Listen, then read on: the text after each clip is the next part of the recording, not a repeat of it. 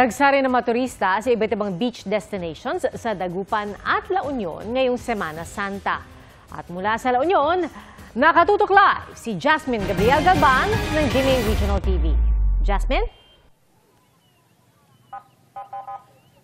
Pia, sa mga oras nga na ito, dagsa pa rin ng mga turistang namamasyal dito sa may Agoo Eco Park at Agoo Baywalk. Patuloy na nakamonitor ng otoridad para matiyak ang kaligtasan ng mga turista. Sa gitna ng mainit na panahon ngayong Sabado de Gloria, sinamantala ng mga turistang pagligo sa beach, tulad ng Tondaligan Beach sa Dagupan City. Karamihan sa beachgoers, galing pa sa iba't ibang probinsya na maagang bumiyahe para masulit ang bakasyon. Sa Agoo Beach naman sa La Union, piniling mag-reunion ng pamilya Valdez. Kasama ang mga kaanak mula sa Baguio City at Manila, enjoy sila sa pagligo sa dagat. Siyempre, hindi mawawala ang Anli Food with Anli Kwentuhan. First time ko nga punta dito. Masayang masaya. Nagmistulan namang picnic ground ng pamosong Agoo Eco Park. Libu-libong turista ang piniling i-enjoy ang ganda ng kalikasan. Kanya-kanyang tayo ng tent. Ang iba naman, naglatag na lang ng kumot, banig at iba pa para may mapwestuhan.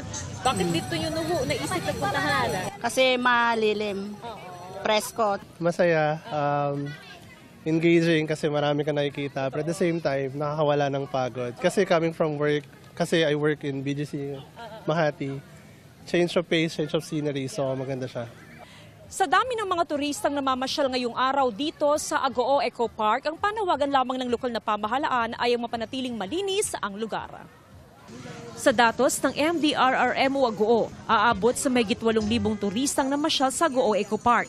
Pinapayagan ng mga turistang mag-overnight sa lugar. Samantala, patuloy na pinag-iingat ng otoridad ang publiko sa banta ng jellyfish sting. Hindi naman pinapayagan ng night swimming sa Agoo Beach.